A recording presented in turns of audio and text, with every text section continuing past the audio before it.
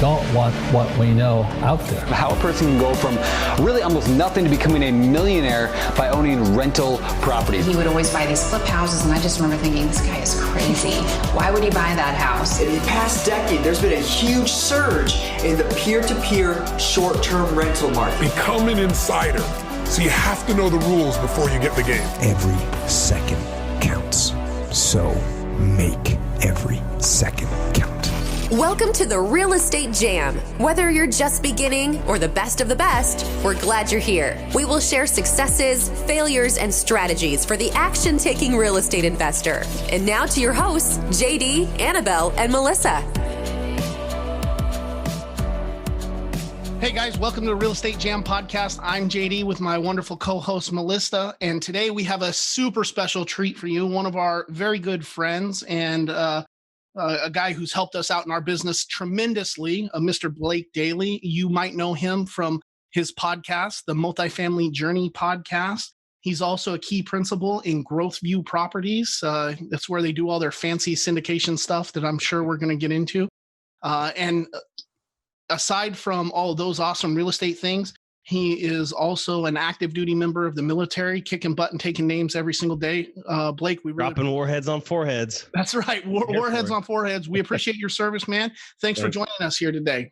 Thank you. Same to you. Glad to be here. This will be fun. And we do miss you. We miss you so bad. Oh man, I'm sorry. Don't make me feel guilty. You guys are still awesome. I wish I had like two of me. There was a clone, so I could do both because both are so much fun. I wish there was two of you too. Yeah. Need a twin.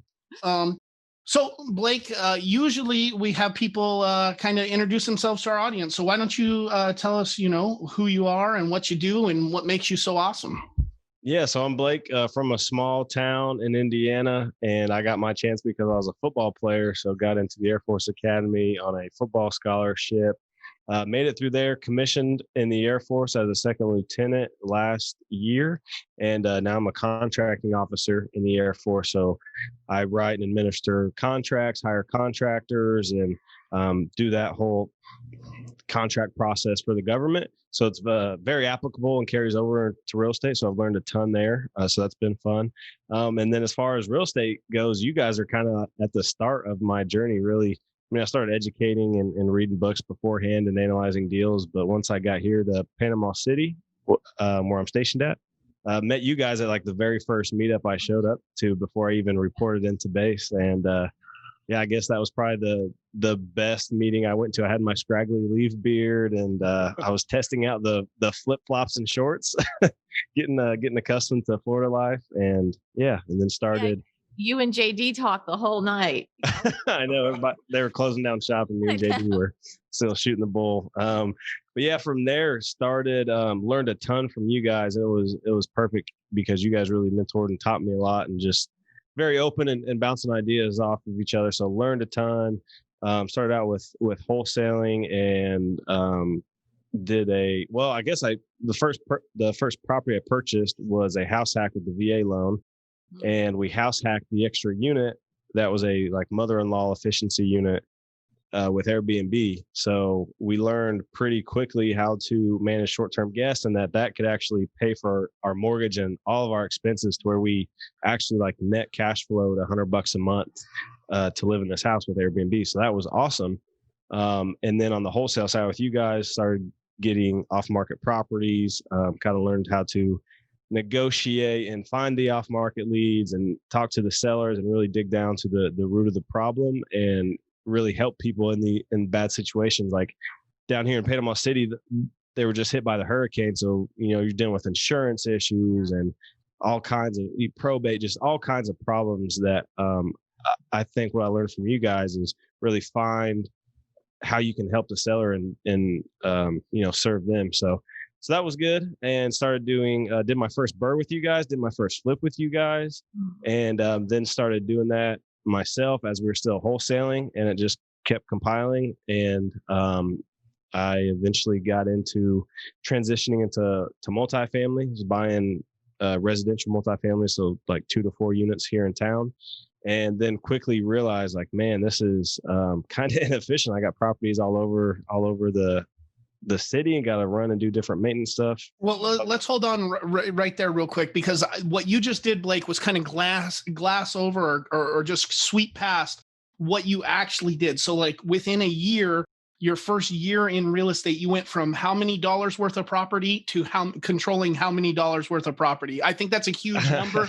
And I think that's, so I went to, like, when I bought my first house, I actually had negative net worth. So like, thank God I had the VA loan and didn't have to come out any out of pocket, because I had more debt than assets.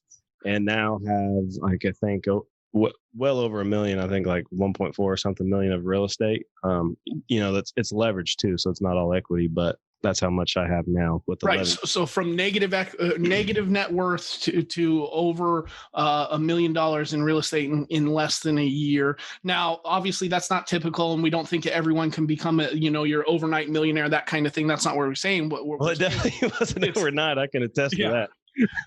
What we're saying is, it seems like a short amount. You're right. When you say it like that, it's like, man, I don't even think about it that way myself. But yeah, when you put in that perspective, a lot has happened in that year. But I will tell you this, and as you know, it's, waking up at 4:30 and then getting off work and doing it until I just crash at 10 or 11 and just making time. That's a fact. That's right. So I didn't mean to cut you off. When we definitely want to hear. So after you got done or saw that you have properties all over town and it's hard to manage, you decided to look into some other stuff. What direction are you going now? Yeah, so that whole thought process got me to realize that commercial multifamily would be a better route for me personally, because I wanted to be more passive in some capacity, right? When you're a multifamily operator, you still have to be active when you're running a business, but it's different than multifamily because you have economies of scale and built-in efficiencies, on-site management, all that. And it actually came from me and Nicole, my wife, doing a BRRRR ourselves. We were doing a BRRRR and B, which is a BRRRR, and then you turn into an Airbnb short-term rental property. That was the first BRRRR and B we did, and we just stumbled into that. And on this property, I raised private money, got a commercial loan, did all that. And I was like, man, I could have done the same exact process. And this was 2 units. I could have done the exact same process on 20 units, and it wouldn't have been that much harder, like going through all of, that whole process. So I got to thinking, I was like, well, if I could do it on 20, I could probably do it on 100. And then, the only thing stopping me is finding the right people to surround myself with. And then found that in my current syndication group, Growth View Properties, who I came in with Brad Penley, who you guys have met and done the meetup with and everything. So yeah, it was just good timing. And that's how I got there. And now I'm syndicating 100+ unit properties in the Southeast that are value add B class and C class. Yeah, that's we've amazing. done D class. Yeah, I don't recommend it. No, that's what I like to stay away from. We're trying to stick in the like C+ to really B range, mostly B. Yes. And in that class, like B class, think of really kind of like something that is probably 20, 30 years old, has some slight upgrades that could be made. So it's not a big rehab project. It's not a complete renovation like we've done here in Panama City, but there's still good value to be added, and it's much safer for the investors we're bringing on. So that's why we like it. Yeah, no. Very good points for sure. Yeah, that's awesome. So you guys are actively looking for that right now, and you're in charge of bringing on your capital partners. Is that what you said? Yeah, so capital development and capital market. So basically raising money and finding deals. And like, as you guys know, finding deals is just what gets me going, what fires me up. Love finding good deals. That's the wholesaler foundation in me, is just finding the best deal. So that part I get a lot of enjoyment out of. And then the capital raising, bringing on accredited investors, it's basically the foundation of it is just building relationships and talking to people and really presenting an opportunity rather than asking for money. So that, just thinking about that shift, it's presenting an opportunity rather than, hey, will you give me some money, was a big shift for me. And it's just really, real estate's a very relationship based business. And that's one thing I enjoy is the connections I've made, and just continuing to extend the opportunity of real estate to other people and showing them like what passive income can do for them. And what it's done for me, like I've replaced my active duty W-2 income in just 1 year with my passive cash flow. Like that's the net cash flow. So yeah, like being able to do that for other people really excites me, and just being able to, see those doors open for others. So that's what I'm doing on that front with Growth View, is raising money and finding deals. So Blake, are you bringing in your friends and family on these deals? Are you finding other people, other places? I know that there's some SEC regulations and stuff that you guys are obviously dealing with. So what does that look like for your projects? Yeah. So for us, we are going to be a 506C, and a 506C is means that we can bring on an unlimited number of accredited investors, but no sophisticated. So what accredited investor means is $1 million of net worth, or $200,000 per year of income, or $300,000 per year as a married couple. And then they just added little caveats for those in the financial industries that have certain series licenses. Mm-hmm. So that broadens the pool a little bit. And then in syndication, you also have the 506B, which allows for up to 35 sophisticated, which is, like you're saying, kind of your friends and your family who have some investing experience, who are wise enough to say, okay, this is a good investment for me. And then all accredited investors. So most people usually start out with 506B so that they can raise money from sophisticated, from their, from their extended network, friends and family, and things like that. However, with us, we decided to go the 506C route and only do accredited investors, because we can have, in a limited amount, it allows us to advertise, which we really haven't done yet. We're launching our fund in January, actually. So right now it's just been very relationship based and getting to connect with other people, and really going about that way. Like we're pretty picky with who we bring on, because our goal is, much bigger than just buying properties and making millions and millions of dollars, which, of course is like a driving factor for it. But for us, we're setting aside 10% of the company profits, which doesn't affect investor returns, but of what the general partners taking 10% of that and putting it into an endowment fund, which goes towards homeless veterans and like Operation Underground Railroad, which is combating human trafficking, and different charities. I think there's 4 altogether. I forget the other 2 off the top of my head, but that's what we're all about, is like, we really like making money, but love making an impact. For us, it's bigger than just the real estate, which, real estate excites me. So being able to like make money and give people passive income and like make an impact with charity, that's what really excites me about the group. Yeah, that's awesome. Those are wonderful goals. And if we're lucky enough to gain this knowledge and to be able to better the lives for those around us, and then we're able to reach out and help people that we don't know and people that are struggling, that makes a huge difference and kind of helps you with your motivation. It's easy to stay in bed and not get up at 4 a.m. when you're just doing it for you, but when other people are relying on you or you're helping other people, it kind of that extra motivation to get up and get going. Yeah, for sure. It just gives you a little bit bigger purpose, right? Everybody wants to be, a millionaire and make a bunch of money, but why? Like, why is it you do what you do? And I think for me personally, it's always been to do something bigger, like to have an impact and help like really affect people's lives for the better. And like I just happened to meet like with the group of guys who felt the same way, and I was like, man, this is like a perfect sync up of long-term wealth goals and long-term just life goals. So it really just worked out perfectly, and it was just kind of where I was at on my journey, and they were there too. And yeah. But one thing you said a few minutes ago was that mindset change, and that is so huge because there's not enough money to do all the deals. Even if you're a multimillionaire, there's still not. You're still limited. And so in the beginning, it was like, oh, I don't want to ask anybody for money. That makes you feel weird and stuff. But then when you take, like you said, and switch that whole mindset where you're giving them opportunities to, get a better return on their money, which you're going to do. It's just so much easier that way. Yeah, And for sure. You would absolutely be just amazed with the number of people we talk to that like their investment money comes out of sitting in their bank savings account. So they're in there making like 0.2% interest, which they're just getting hammered by inflation.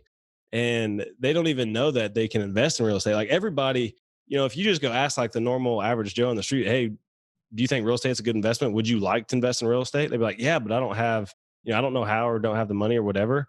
But most of these people like pull it out from sitting in their savings accounts, which I mean, you're talking like the mid teens in our real estate syndications going from 0.2% to, in the mid teens. And then also another thing is it's so abundant. And then people don't know that they can use it, like pulling it out of their Roth IRAs or their solo 401ks, like those retirement advantaged accounts that you can self-direct into real estate. I mean, the capital is so abundant. It's just really educating people out there because it's a really great opportunity. And it's definitely a mindset shift because you think like as the investor, you're like, man, I wish I had a bunch of money. And because I have all this knowledge, I know how to do the deals, this and that. And it's out there. You just have to show people that it's an opportunity to invest. Because if you go around like with your hand out saying, I need money to do this deal, like, please give me money. You're not going to have as good of a response if you show people that you're educated on top of it and saying, hey, this is an awesome opportunity that I have here. I was actually in a virtual mastermind meeting today, and what one of the guys who's raising hundreds of millions of dollars a year, what he said is when you first start out raising money, you always look at it and come from an inferior position, right? Because you're asking these people for their money. He said you need to stop doing that right away. First off, recognize that you're providing a value, that by you not bringing them this deal for them to invest in, you're actually being selfish because you're preventing them from being able to receive a return on their money. And he also said that you should be confident because you know what you're doing, and they just kind of want to see what this real estate thing is and to take charge of that position, because those people, nobody's ever going to come to you and say, hey, Blake, I have $500,000 in my bank. I'm really embarrassed because I don't know what to do with it. And could you please show me the next step? They're not going to do that. What they'll say, and they'll mean that, but what they'll say is, oh, Blake, you invest in real estate. Can you tell me more about that? Right. But they're not going to admit that they don't know because it's embarrassing. Right. They're not going to tell you that they've never lent their money before. Right. And they definitely don't want to be taken advantage of and all those things. And all of those thoughts are running through their head. So they're as nervous, if not more nervous than you are. And it's more about finding a person and that you can build that relationship with, that you work with, than it is finding the person that's just going to throw their money to you. Yeah, you made a really good point there, like on like how people look at it. There's if you're not telling everybody what you do like that, you invest in real estate, you're doing yourself a disservice, because just by like making a social media post or by telling somebody at work or at a event or whatever, like, oh, I'll just work on this deal, I just closed this other one, it was awesome. I don't often like talk about the money I make, because it's not about that. It's about like using your money and making your money work for you to earn money. But just talking about those things, like talking about what you do. And then people ask, like most of the investors I've raised from have been like, man, tell me more about that. Cause like it intrigues them and they want a better return than the 0.2% in the bank or, the stock market drop, the bottom falling out of it. So yeah, it's just conversation. It's just people. Like if you as the real estate investor with access to good deals, which you guys are wholesalers, that's what you guys do, is go out and find amazing deals. So if you have good deals, then the money will come. You just have to be genuine and let people know what you do. Yeah. Yeah. I think then act with integrity. That's should be a given. big part. Yeah. I think that's. And just as a follow up on that, because it just made me think when he said that, act with integrity. Do you remember that house, Xana Wood's house, that house out in Port St. Joe? on that nice acreage. She was a really nice woman. Yes, Xana. I remember Xana. Yes. Yeah. So she called after all this time the other day, still in that horrible situation. But she said, because you acted with such integrity. Oh, yeah. And she was very, very impressed with you and praised you, and why she called us back after all that time. Right. And that was what, April? I think it was. Yep. Yeah. And it's October now. April. Yep. Crazy. Yeah. Yep. That was actually that's funny that we had Blake on, because we were just, her situation's gotten a little bit worse. She called back, but the reason she chose us instead of some of these other companies is because one, it was a veteran-owned company, and because of the way that Blake treated her when he was out on the appointment, and people don't remember necessarily what you say, but they always remember how you make them feel, and obviously Blake's good at doing that. That is 100% true. Well, that's good. I'm glad you guys are able to help her out. She was a nice lady, and too bad it didn't work out then, but she's finally going to help. That's awesome. Yeah. Well, we don't know if it's going to work out the greatest or not, because there's a whole bunch of moving pieces with it, but we're still giving her a shot. Yeah, we're doing everything we can. There we go. Well, if I need to go out there and make some good rapport again, just let me know. That's great.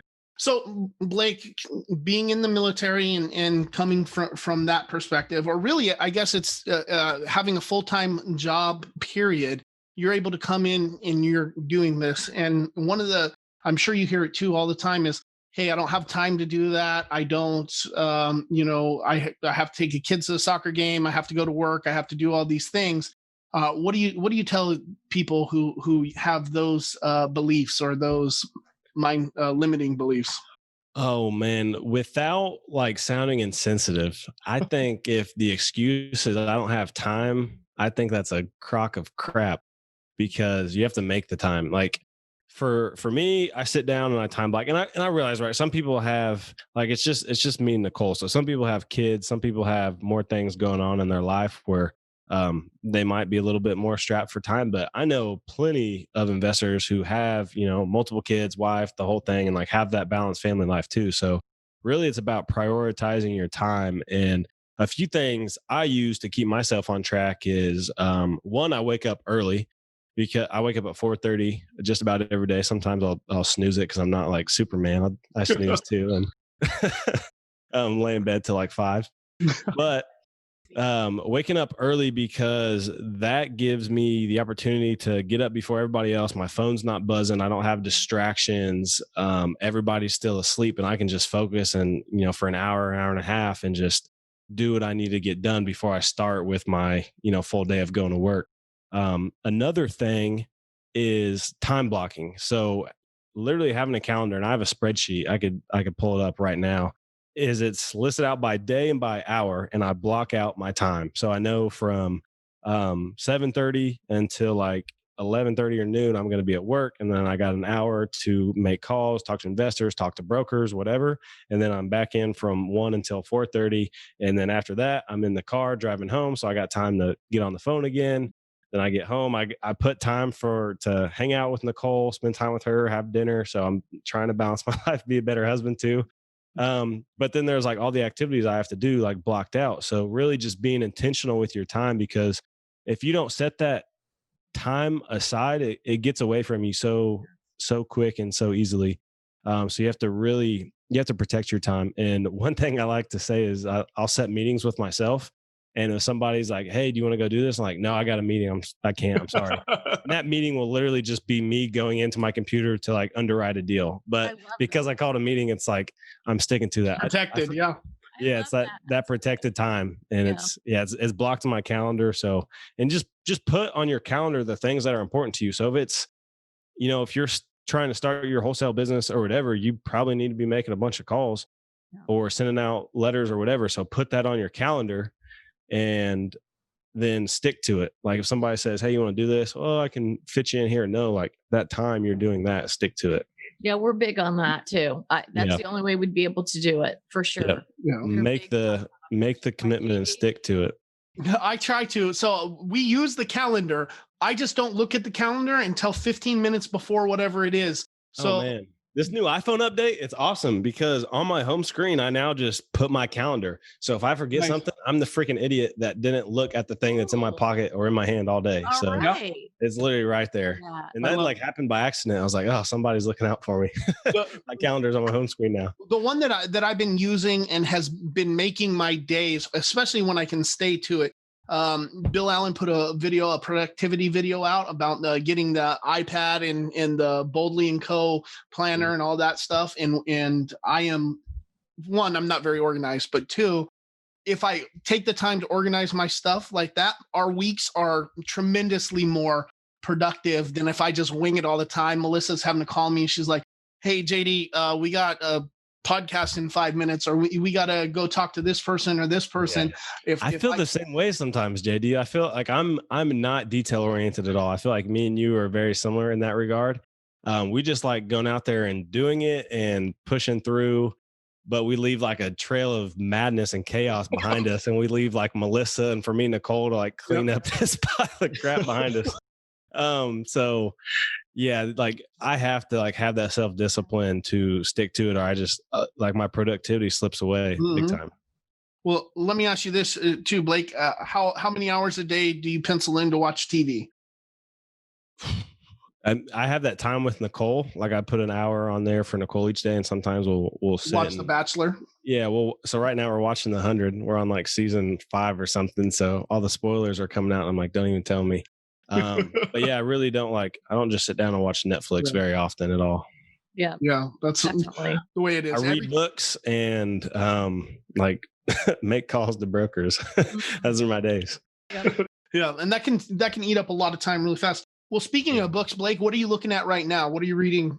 So right now I've had this one on my list for a long time, but it's Crushing It in Commercial Real Estate by Brian Murray. That one is all about not specifically apartments, but commercial real estate with kind of like an emphasis on apartments, because that's where he made a lot of progress. So I'm reading that right now. I just got done reading Atomic Habits, and that was also like a reiteration to like set the habits in your day and stick to them, because like your habits manifest into really the reality that you live. So that was like good timing for me, because I was coming off like finishing 3 rehabs and working, and it was the end of September, which in contracting, what I'm in the government, is super busy because we have to spend all the government's money by the end of September. So that was a hectic time, and I was like not being very disciplined with my real estate schedule, and stuff was slipping by. So that was a pretty timely read. Atomic Habits and Crushing It in Commercial Real Estate. Those are my good ones right now. And what are the podcasts that you're finding most beneficial for you right now? Podcasts, yours, of course. The Multifamily Journey podcast, mine. I get a lot out of doing the interview. So I guess that's not what I'm listening to, but just having those conversations with people. Absolutely. Selfishly ask the questions that you need for the task that you have at hand. Exactly. Yeah. Hey, a friend asked, was wanting to know. A friend right here. Our audience wants to know. Yeah. If you're not watching it, I'm pointing at myself. The Bigger Pockets podcast is always valuable. I get a ton of value from those guys. The new mindset one they're putting out on Sundays, I've been finding a lot of value out of that too, because I've found myself in a position where like I feel like I have a pretty good understanding and grasp of the real estate fundamentals, but now it's like building the business and building the brand and really growing and scaling that. So I've been listening to a lot of business, and the books I have been reading too have been very business oriented in mindset and kind of habit building to just shore up all that stuff. But Bigger Pockets for sure. And there's another one I've been listening to a little bit. What was the first real estate book that put you on the journey? I guess if I go all the way back, I'd have to say what everybody says in Rich Dad Poor Dad, the old purple Bible. Yeah. But at that point, it was just like, it just like opened my mind. I was like, boom, I could do real estate. How do I do real estate? Yeah. Because I always wanted to, I was always entrepreneurial and wanted to live life on my terms and like have this adventure company that like did some sort of business to fuel my adventures. And I thought real estate was probably the only thing that could do that for me, to really have life in business on my terms. And it just turns out I enjoy the heck out of it. But the next one was the book on rental property investing by Brandon Turner. And I think that one was very digestible and actionable enough. And like, I learned how to analyze properties out of that. Like if you open it back and flip to like 3 years ago, you'll still see my scribbles. And like when I had a spreadsheet in that book open, like figuring out how to certain pages of that just to have. Yeah. Yeah, exactly. That's a super good book for starting out. Yes. Good word on both of those. Absolutely. Yep. Yeah. And I think it talks about like all the stuff you can get started, or maybe that's the book on the ultimate beginner's guide, I think. Yeah. But there's one that talks about like wholesaling and like all the low down strategies. I think it's the book on investing with no low money down. That one has to be like at the forefront too for me, because that's what fueled us in the beginning. Was like, we had a seller finance deal like in September. The next month we did a lease option deal. We're doing the wholesale deals, of course, and I did the VA loan deal. I mean, like I've used private money. I mean, I've used every strategy in that book, I think, but in a loan assumption. So if you guys have a loan assumption, let me know. I'd like to round it out. Yeah. Well, I'm sure we can find you one. But you're on the bigger properties now. Yeah. So with that in mind, Blake, and I'm sure we're coming up. Oh, okay, we're way over. It'll be fine. What is it? Come on, Melissa, we can go all night. Blake, what is it that you're focusing on right now? What am I focusing on?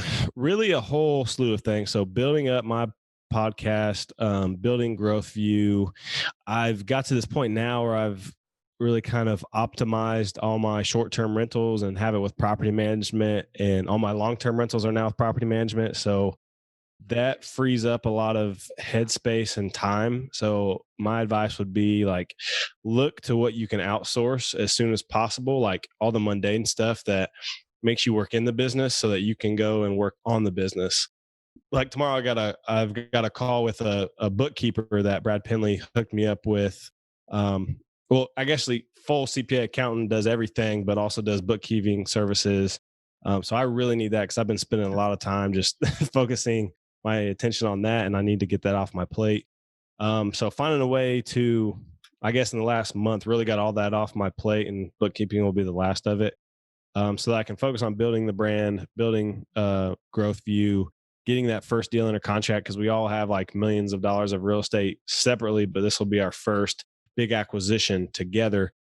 So just trying to, play my position there the best I can, to have the football analogy or sports analogy, whatever, and really make more connections with accredited investors and, show them the benefits of commercial real estate, and just always trying to provide value. Like, don't ever want to be pitchy, or I don't know. I see in the syndication space a lot of what I would say like slimy behavior, and that's not me at all. So I'm just trying to be very transparent in everything, which is kind of the goal behind Multifamily Journey, is just transparent advice and showing people the real deal behind the scenes of everything that goes into growing and scaling. So trying to do all that while also doing that, show it while doing it. So yeah, that's my focus.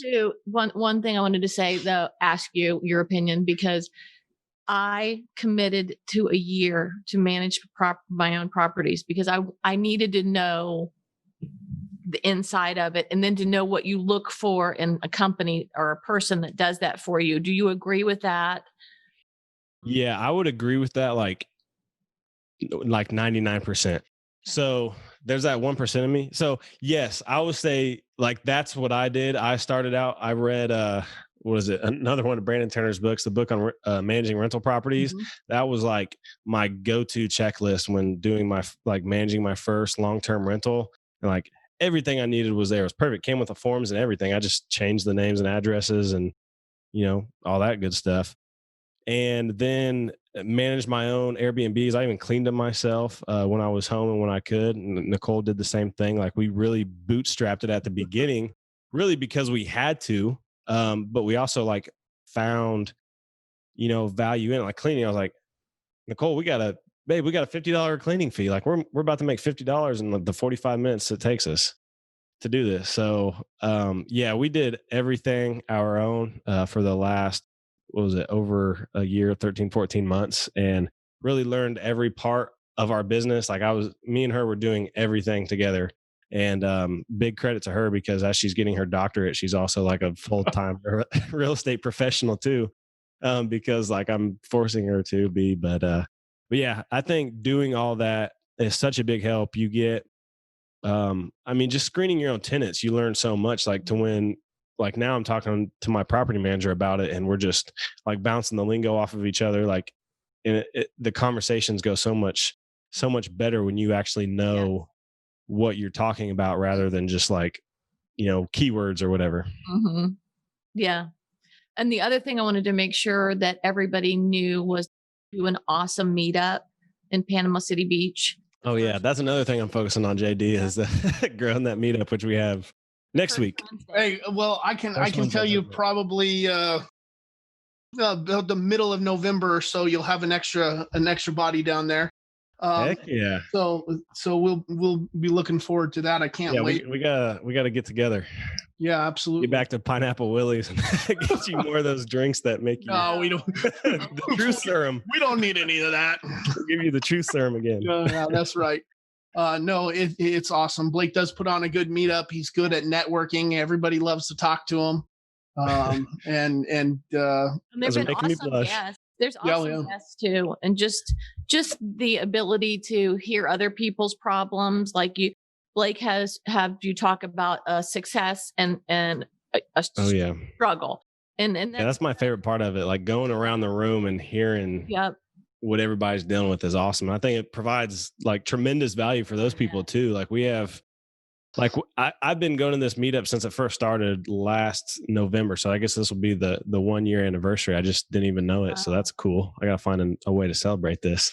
But like seeing the development and some of the people in this group that have been coming for that last year is just awesome, and it's not all attributed to the group, but I like to think like a part of it is like getting together with those people. I know I've done deals with people from those groups, and, my net worth and my cash flow has been, positively impacted from people in those groups. So we have too. So I totally agree. Yeah, definitely go find your local meetup if you haven't yet. Or COVID's kind of a weird time down here in Florida. I don't think it really exists. The wild west over there. Yeah, nobody even cares about COVID here. So I know there's a ton online right now. Like if you get on Facebook or LinkedIn, you'll insert and just type in real estate. Probably won't even have to hit the enter bar before like 10 meetups pop in your face. Yeah. Just go to those. They're super helpful to meet new people and stuff. Yeah. Even if you go a little outside of your, like going to the Chris and they're in Fort Walton. Yeah, we've both driven, an hour and a half to get to Fort Walton and Niceville. Matt and his meetup, Chris and Ariane with theirs. Yeah. Just go network with people. Networking is so important. It's like the biggest part of this business. If you have no network in real estate, I don't know how you're going to do any deals, honestly. Totally agree. Yeah, absolutely. All right. I'm sorry. Okay. Tell them how they can find you, all the places where they can find Blake Dailey. Yeah. So you can, the podcast, you can find that Multifamily Journey podcast. That's everywhere you can find podcasts, Spotify, iTunes, Apple Podcasts, all that stuff. And then you can get in touch with me at multifamilyjourney.com. I got a link to my calendar on there. I'll sit down with people for 15 minutes or whatever, half hour, and just, answer any questions, provide value where I can. I think my email is on there as well. So multifamilyjourney.com is the best way to find me. And then also Instagram, Facebook, all that stuff. Like if somebody was trying to help you out, what kind of value or what things could they bring to you that would be a benefit to you? Oh man, I would say just a smile. I'll take a smile. Or your great aunt Edna, who's an accredited. Yeah, just bring on great aunt Edna. 4 million to drop. Yeah, exactly. Looking for accredited investors. Really just trying to make relationships with those kind of people, and bring on the kind of people into our group that fit in and want to have an impact, and also want to have, ownership of a badass asset. And I think that'd be the best way. Awesome. Well, I can't thank you enough. I know you're so busy. We appreciate it for sure. No, I'll always set time aside for you guys. This is awesome. This is love the podcast. got the 5-star rating and review on there already. I wish I could go make a second one. Good stuff. Yeah, that's great. Which brings me to my next point. Hey, if you guys enjoyed this podcast or you got any value out of it, make sure that you go and give some sort of review. And as soon as you're done giving us the 5-star review, go ahead, hop on over to that Multifamily Journey podcast and do the same thing. The Shia LaBeouf, just do it. Just do it. All right, Blake, man. Well, hey, I appreciate your time, and we definitely appreciate you. Can't wait to see you again. Hey, thank you guys. When you get down here to Panama City, let's all get together and go out have some dinner. It'd be good to see you guys. Well, Melissa, I'll see you next week at the meetup, I'm sure. But JD, I haven't seen you in like a blue moon. So yeah, it's been a long time. All right, Blake, have a good one. All right, you too.